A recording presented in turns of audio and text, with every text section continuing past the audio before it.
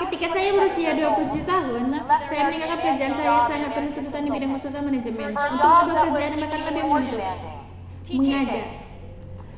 Saya mengajar matematika untuk kelas 7 di suatu sekolah negeri kota New York. Dan seperti guru lainnya, saya membuat beberapa kuis dan ujian. Saya memberi tugas kerjaan rumah, dan ketika tugas tersebut dikumpulkan, saya memberi nilai. Hal yang mengagetkan saya adalah IQ bukanlah satu-satunya perbedaan di antara siswa terbaik dan terburuk saya. Beberapa dari mereka yang mendapatkan nilai terbaik tidak memiliki IQ yang luar biasa tinggi. Beberapa dari anak-anak yang paling cerdas tidak begitu berhasil. Dan ini membuat saya berpikir, beberapa hal yang perlu Anda pelajari di menit untuk SMPK 1 tentu saja sangat sulit berbandingan, desimal, luas ajaran, jenjang. Tapi konsep ini bukannya tidak mungkin. Dan saya sangat yakin bahwa setiap murid saya dapat mempelajari materi tersebut jika mereka belajar kerja cukup keras dan lama. Setelah beberapa tahun mengajar, saya menyimpulkan bahwa yang kita perlukan dalam pendidikan adalah pemahaman yang lebih baik tentang murid dan pembelajaran dari sudut pandang motivasi, dari sudut pandang psikologis. Dalam pendidikan, salah satu alat ukur terbaik yang kita ketahui adalah IQ. Tetapi, bagaimana jika progres sedang di sekolah dan kehidupan tergantung lebih banyak lagi pada hal-hal selain dari kemampuan Anda untuk belajar dengan cepat dan mudah.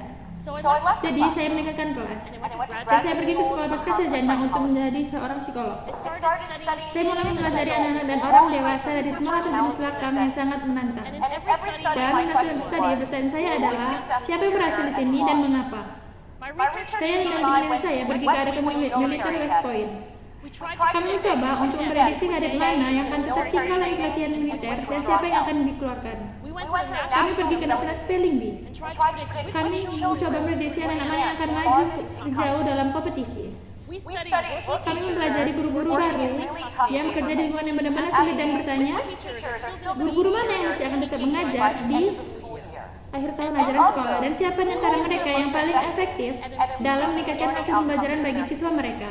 Kami bermitra dengan perusahaan-perusahaan swasta dan bertanya siapakah antara staf penjualan yang akan tetap bekerja dan siapa yang menghasilkan uang paling banyak.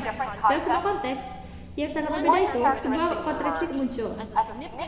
Sebagai prediksi berhasil yang signifikan dan penting, dan hal itu bukanlah kecerdasan sosial, bukanlah penampilan yang menarik, kesehatan fisik, dan juga IQ. Hal itu adalah tekad. Tekad adalah semangat dan ketekunan untuk bertuju tujuan jangka panjang. Tekad berarti memiliki stamina. Tekad melekat dengan masa depan Anda setiap hari, bukan hanya selama seminggu, bukan pula 1 bulan, tapi untuk bertahun-tahun. Bekerja benar-benar keras untuk membuat masa depan untuk menjadi kenyataan. Tekad adalah menjalani hidup seperti sebuah pertandingan di hari maraton, bukan lomba lari jarak dekat. Beberapa tahun yang lalu, saya mulai mempelajari tentang tekad di sebuah sekolah negeri Chicago. Saya minta pada ribuan siswa SMP. Saya minta pada untuk mengisi kuesioner, kemudian menunggu 1 tahun lebih untuk melihat siapa yang akan lulus. Ternyata, anak-anak yang lebih bertekad akan jauh lebih mungkin untuk lulus. Bahkan ketika saya mencocokkan mereka dengan setiap karakteristik yang saya bisa ukur, seperti pendapat keluarga, nilai ujian capaian akhir, bahkan seberapa rasa aman anak-anak ketika mereka berada di sekolah. Jadi tidak hanya West Point atau National Spelling Bee, tekad itu penting, hal itu juga berlaku di sekolah. Tekad itu penting, terutama pada anak-anak yang berisiko putus sekolah. Bagi saya, hal yang paling menunjukkan tentang tekad adalah betapa sedikit yang kita ketahui, betapa sedikit yang kita ketahui tentang membangun tekad. Setiap hari, orang tua dan guru bertanya pada saya, bagaimana saya membangun tekad pada anak-anak? Apa yang harus saya lakukan untuk mengajar anak etos kerja yang kuat? Bagaimana cara menjaga mereka untuk tetap termotivasi dalam jangka panjang? Jawaban saya tidak tahu. Apa yang saya ketahui adalah bahwa tekad tidak membuat Anda memiliki tekad. Data kami menunjukkan dengan jelas bahwa ada banyak individu yang berbakat yang tidak mengerti komitmen mereka. Pada kenyataannya, dalam data kami, tekad biasanya tidak berhubungan atau bahkan berbanding terbalik dengan besarnya bakat. Sejauh ini, ide terbaik yang pernah saya dengar tentang membangun tekad pada anak-anak adalah sesuatu yang disebut pola pikir yang berkembang.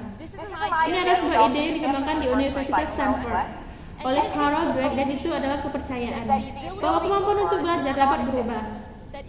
bahwa hal itu dapat berubah dengan usaha Anda. Dr. Dweck telah menunjukkan bahwa ketika anak-anak membaca dan belajar tentang otak dan bagaimana otak berubah dan berkembang dan menghadapi tantangan, mereka cenderung lebih tekun saat mereka gagal. Karena mereka tidak percaya bahwa kegagalan adalah kondisi permanen. Jadi pola pikir yang berkembang adalah ide yang bagus untuk membangun tekad. Tapi kita perlu lebih banyak. Dan di sini saya akan mengakhiri ucapan saya karena di sana live respon saya yang berada di hadapan kita. Kita perlu menghadapi ide terbaik kita, institusi yang lebih terkuat. Dan kita perlu untuk menguji mereka. Kita perlu untuk mengukur apakah kita telah berhasil. Dan kita harus bersedia untuk gagal, untuk menjadi salah, untuk mulai dari awal lagi dengan apa yang sudah kita pelajari. Dan kata lain, kita perlu bertekad untuk membuat anak-anak kita menjadi lebih bertekad. Terima kasih.